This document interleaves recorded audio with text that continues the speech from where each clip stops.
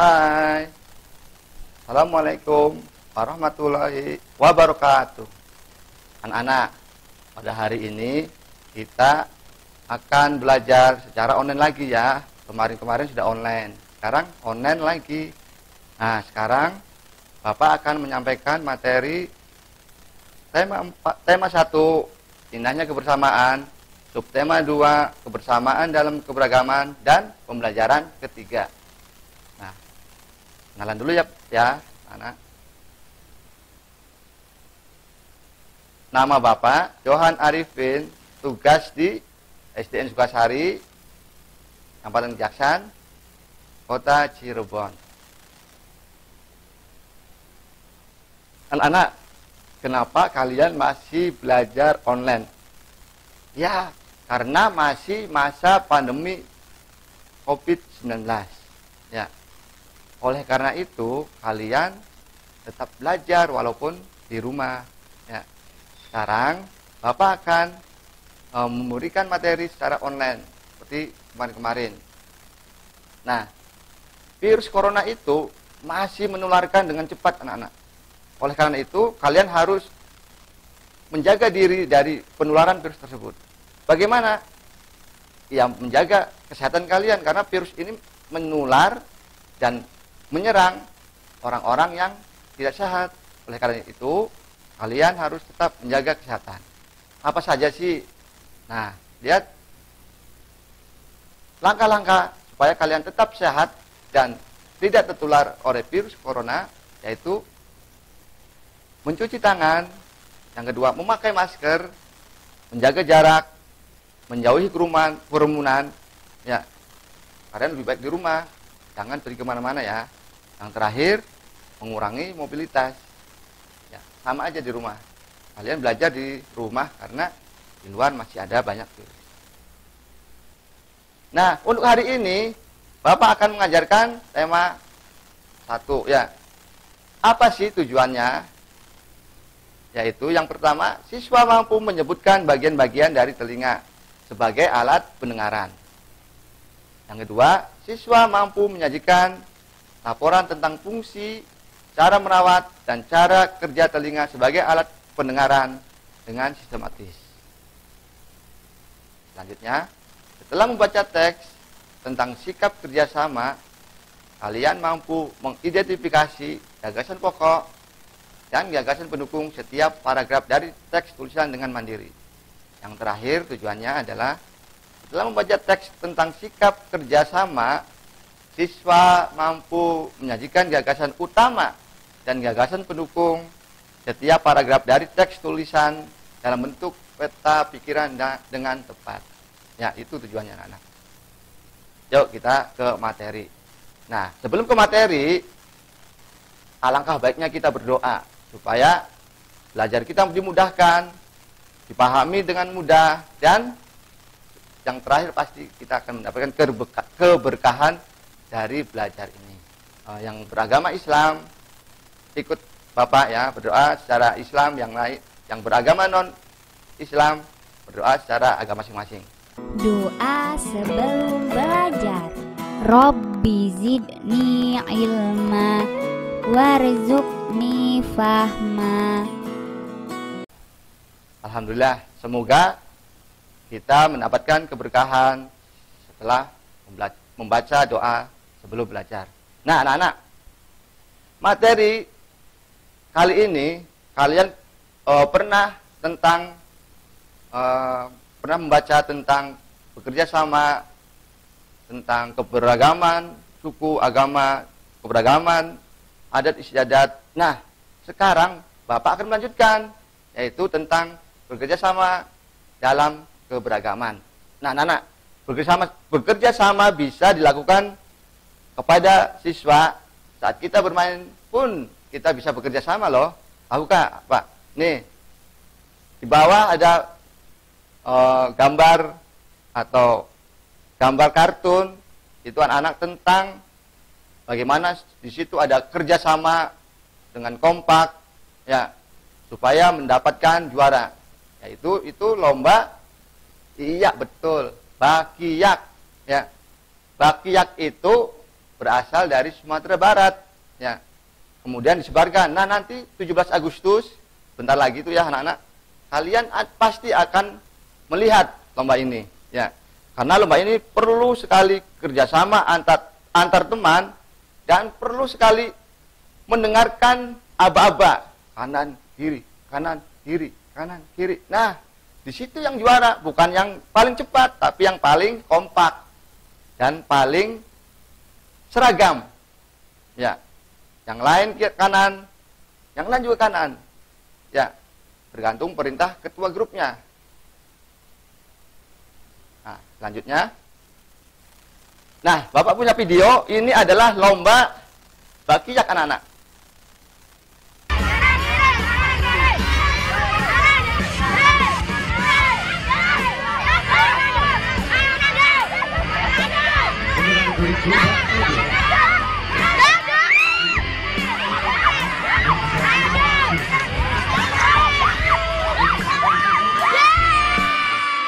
Anak-anak, tadi ada video lomba bakiak. Kalian bisa menyimpulkan siapa pemenangnya? Siapa yo? Pemenangnya adalah mereka, kelompok mereka yang kompak dan selalu mendengarkan aba-aba dari ketuanya. Ya, contoh kanan, kiri, kanan, kiri, kanan, kiri. Begitu kompak sehingga tidak jatuh anak-anak. Karena kompak, kanan semua, kiri semua. Oleh karena itu, kita harus mendengarkan perintahnya dari ketua grup. Dengarkan, kanan, berarti kaki kanan ke depan, kiri. Nah, sehingga dibutuhkan pendengaran dan konsentrasi untuk mendengarkan perintah dari ketua grup. Ya. Nah, untuk mendengarkan itu, perintah dari ketua grup itu, kita menggunakan alat indera anak-anak. Kalian pastikan sudah pernah diajarkan ya, alat indera itu ada 5 panca indera. Nah, sekarang Bapak menjelaskan alat indera pendengaran. Karena tadi mendengarkan perintah dari ketua grup supaya juara dan harus kekompakan. Ya. Nah, alat indera ini sangat diperlukan dalam lomba tadi anak-anak. Ya, karena untuk mendengarkan perintah dari ketua grup. Nah, sekarang kita bahas alat indera ini. Apa sih? Nah, Bapak punya konsep peta konsepnya seperti ini. Atau rangkumannya lah. Kalian bisa mencari bagian-bagian dari indera pendengar. Terus cara merawat indera pendengar. Yang ketiga, cara kerja alat indera pendengar. Dan yang terakhir, fungsinya. Telinga itu apa? Itu alat pendengar itu apa? Ya. Nah, yang pertama, bagian-bagian telinga atau alat indera pendengar ini adalah tuh, ya anak-anak. Telinga dibagi menjadi 3 bagian. Pinter. Yang pertama bagian luar, yang kedua bagian tengah, dan yang ketiga bagian dalam. Pinter. Ya, lanjut. Nah, bagian-bagian telinga itu tadi kan sudah dibagi 3. Ternyata di dalamnya ada bagian lagi anak-anak. Yang pertama itu kan bagian luar, yaitu ada daun telinga. Yang kelihatan ini anak. Ya. Daun telinga itu apa fungsinya? Yaitu menampung suara-suara agar tertampung dan dilanjutkan ke lubang telinga. Yang kedua, lubang telinga. Kalian pasti pernah melihat lubang telinga. Ya. Itu lubang telinga itu termasuk bagian luar. Yang ketiga, gendang telinga. Gendang telinga, kenapa namanya gendang? Karena ada selaput tipisnya seperti gendang. Nah, gendang ini kalau ada mendengar suara dia akan bergetar. Ya. Itu namanya gendang, selaput. Nah, ini fungsinya untuk menampung suara terus melanjutkan ke bagian yang lainnya. Yang lainnya ada tulang pendengaran. Kemudian yang selanjutnya saluran rumah siput. Nah, bentuknya seperti siput anak-anak, karena makanya dinamakan rumah siput karena bentuknya seperti siput. Ya, yang selanjutnya adalah bagian yang terakhir itu adalah saluran eustasius. Nah, tulang pendengar, saluran rumah siput, saluran eustasius, gendang telinga itu termasuk bagian telinga yang bagian dalam, anak-anak. Ternyata di dalamnya rumit juga ya, lengkap. Nah, oleh karena itu kalian harus bersyukur karena diberikan oleh Tuhan ya pendengaran agar kita bisa mendengarkan suara air, suara petir, suara musik, suara panggilan, suara teman-teman ya. Nah, kalian harus bersyukur. Dengan apa caranya? Yang pertama harus merawatnya, anak-anak. Ya, harus merawat telinga kita. Bagaimana cara merawatnya? Yang pertama, selalu membersihkan telinga dengan teratur. Ya, misalnya hari Minggu, kalian libur, kalian tidak keluar rumah. Bersihkan. Nyuruh mama, bersihin telinganya. Ya, telinganya. Kemudian yang kedua, membersihkan telinga menggunakan benda yang lunak. Nah, jangan asal benda-benda yang tajam, nggak boleh. Ya, bahaya karena di sini selaput lemah semua. Maksudnya lemah, tidak boleh menggunakan benda-benda yang keras. Kemudian yang ketiga, jauhkan telinga dari suara yang terlalu keras. Nah, kalian pasti sering menggunakan headset. Begitu dikeraskan full, sudah ada tanda merah. Nah, berarti itu tanda merah itu tidak boleh, tidak baik untuk telinga. Artinya bisa merusak gendang telinga. Yang tipis itu, yang mirip benang itu, bisa pecah. Ya, nanti kalian bisa tuli, nggak bisa mendengar. Ya, oleh karena itu, kalau ada menggunakan headset, ya, jangan terlalu keras, dua bar aja ya, dan full. Yang selanjutnya, jangan korek telinga terlalu dalam karena bisa merobek gendang telinga tuh. Kena suara aja bisa pecah, apalagi dikorek sampai ke dalam-dalam, bahaya anak-anak ya, nggak boleh ya. Yang terakhir, jika terjadi sesuatu pada telinga dan mengganggu pendengaran, kalian lebih baik dirujuk ke dokter spesialis atau THT. Apa itu THT?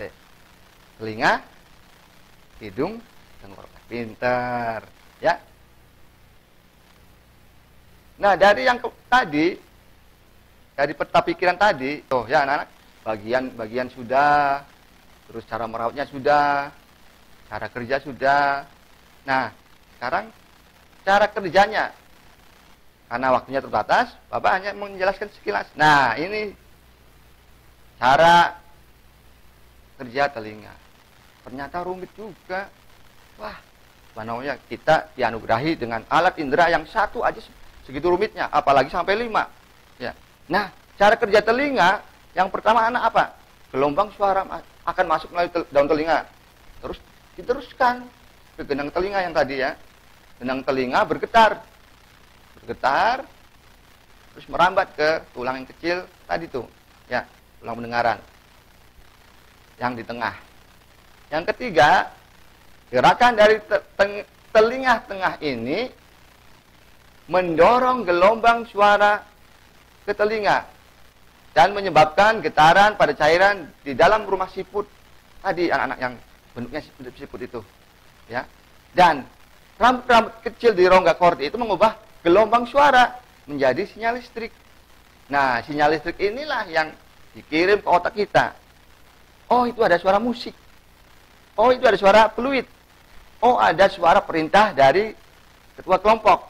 Kiri, kanan, kiri, kanan. Nah, makanya telinga kita mendengarkan itu dan menerima suara dari ketua kelompok tadi, ya. Sehingga kita bisa mendapat suara. Selanjutnya, yang terakhir dari benda konsep tadi, fungsi telinga anak-anak. Apa sih fungsi telinga? Fungsi telinga itu Pak untuk mendengarkan. Ya, fungsi utamanya itu adalah untuk menjalankan fungsi sebagai indera pendengaran. Telinga akan menangkap suara di sekitarnya, kemudian diproses lebih lanjut sehingga otak mengenali suara tersebut. Nah, dan yang kedua, fungsi telinga ternyata ada lagi anak-anak, yaitu menjalankan fungsi sebagai keseimbangan tubuh. Kita kaki satu seimbang, ternyata dipengaruhi oleh telinga juga, ya. Nah, itu konsep-konsep tadi sudah terpenuhi semua ya, ada 4. Bagian-bagian telinga, cara kerja telinga, terus cara merawat telinga dan fungsi telinga. Nah, kemarin kalian kan sudah membaca yang kemarin tuh ya, tong sampah gotong royong. Nah, sekarang baca sekali lagi anak-anak. Kita akan cari gagasan pokok dan gagasan mendukungnya. Yuk, bagaimana cara mencarinya? Pak Johan sudah men-SS ya, memfoto screen dari buku, kemudian kirim ke kalian melalui PJJ ini. Nah, paragraf 1 yaitu ada 5 kalimat anak-anak. Yang pertama, ada yang berbeda setelah senam pagi pada hari Minggu ini. Warga berkumpul dengan berbagai peralatan dan perlengkapan di lapangan kampung. Beberapa drum kosong, bilah-bilah bambu, karung plastik bekas, dan ember bekas tersusun di pojok kiri lapangan. Di pojok lain terlihat tumpukan kaleng cat, kuas, wadah cat, dan beberapa peralatan lain. Apa yang akan dikerjakan oleh warga hari ini? Nah, ini satu paragraf, itu paragraf 1 ya. Kalian perhatikan kalimatnya, ulang-ulang. Oh, ternyata ini satu paragraf. Ciri-cirinya ada tulisan yang masuk seperti di ada itu masukkan, itu seperti satu paragraf. Nah, kita akan cari paragraf pokok atau utama dan paragraf pendukungnya. Cara bagaimana? Pak Johan sudah membagi paragraf ini dipisah-pisah per kalimat. Tuh, ya, yang tadi satu paragraf. Yang pertama adalah ada yang berbeda setelah senam pagi pada hari Minggu ini. Yang kedua, warga berkumpul dengan berbagai peralatan dan perlengkapan di lapangan kampung. No, mana coba lihat yang lebih penting, yang pokoknya. Ternyata Pak Johan sudah tanda merah tuh. Ada yang berbeda. Apa? Apa yang berbedanya hari ini atau hari Minggu itu? Yaitu warga berkumpul dengan berbagai peralatan dan perlengkapan di lapangan kampung. Oh iya ya. Ternyata yang kedua itu menjelaskan ada yang berbeda. Coba yang ketiga. Beberapa drum kosong, bilah bambu, karung plastik, dan ember bekas tersusun di pojok kiri lapangan. Ternyata ini juga dari perlengkapan. Lihat. Yang kalimat kedua. Warga berkumpul dengan berbagai peralatan dan perlengkapan di lapangan di kampung. Berarti ini menjelaskan lagi. Menjelaskan dari yang ada yang berbeda itu, anak-anak. Paham ya? Paham ya? Nah, kita lanjut yang keempat. Di pojok lain, terlihat tumpukan kaleng cat, kowas, wadah cat, dan beberapa peralatan lain. Ternyata ini penjelasan yang dari yang ketiga. Selain di pojok kiri lapangan, di pojok lain juga terdapat tumpukan lagi. Berarti ini menjelaskan yang ketiga. Dan yang kelima, terakhir, apa yang akan dikerjakan oleh warga hari ini? Yaitu, ini juga penjelasan, yaitu berkumpul bagi hari itu akan mengerjakan sesuatu, yaitu ada yang berbeda itu. Berarti yang pertama itu, kita simpulkan, adalah paragraf pokok. Paham ya? Yang kedua tadi kan menjelaskan kalimat yang pertama. Berarti yang kedua adalah gagasan pendukung. Paham ya? Lanjut. Nah, yang ketiga juga ternyata dia menjelaskan kalimat yang kedua sebelumnya. Sehingga kalimat ketiga ini adalah kalimat pendukung, gagasan pendukung. Begitu juga keempat. Ini juga gagasan pendukung. Dan selanjutnya juga yang sama itu ya. Itu juga gagasan pendukung juga. Oh, paham ya dari sini ya? Nah, kalian bisa contoh yang lebih sederhana, misalnya nih, Budi berangkat ke sekolah hari Senin. Contoh ya, ini contoh kalimat ya anaknya. Budi memakai baju seragam. Nah, berarti kan Budi itu dijelaskan ke sekolah itu memakai seragam. Seperti itu sama.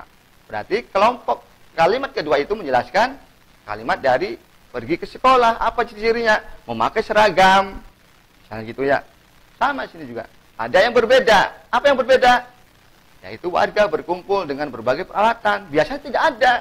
Begitu hari Minggu, ada yang berbeda anak-anak. Ternyata warga berkumpul dengan membawa drum, bilah-bilah, dan di lain tempat juga di situ ada bukan kaleng cat, kuas pada cat dan beberapa alat lainnya. Nah, paham ya? Selanjutnya, ini paragraf kedua. Kalian boleh di SS, ditulis kembali. Nah, terus caranya bagaimana? Sama seperti tadi. Dibikin kalimat terlebih dahulu pecah-pecah per kalimat ya. Terus dibaca berulang-ulang mana yang menjelaskan dan mana yang intinya. Nah, pagi hari Pade dan keluarganya harus melakukan ibadah pagi terlebih dahulu di pura. Ya. Nah, itu kalimat pertama. Kalimat kedua, sementara itu warga bekerja sejak pagi bergotong royong menyiapkan tempat sampah baru. Oh, berarti menjelaskan kegiatan itu yang pertama. Kemudian yang ketiga, Udin, Siti, dan Edo membantu Pak Ismail dan beberapa warga lain menganyam bilah-bilah bambu menjadi keranjang sampah. Oh, berarti ini juga menjelaskan sebelumnya. Nah, kalian bisa mencontoh tadi, ya. Oh, ini contoh pemisahan paragraf kedua. Kalian boleh dipindahkan dulu kalimatnya, ya. Kalimat satu, apa, dua. Nah, terus tentukan mana kalimat utama atau gagasan utama atau gagasan pokok. Kemudian yang lainnya tentukan gagasan pendukungnya. Nah, ini ada paragraf ketiga. Kan tadi ada 3 paragraf yang kemarin kan sudah dibaca tuh. Ada paragraf 1, 2. Nah, yang 1 sudah dijelaskan. Sekarang tugas kalian paragraf 2, paragraf 3 mencari gagasan pokok dan gagasan pendukung dengan cara seperti tadi yang paragraf pertama itu anak-anak. Tadi sudah menjelaskan tentang lomba bakiyah. Ternyata dalam permainan itu ada namanya kerjasama anak-anak.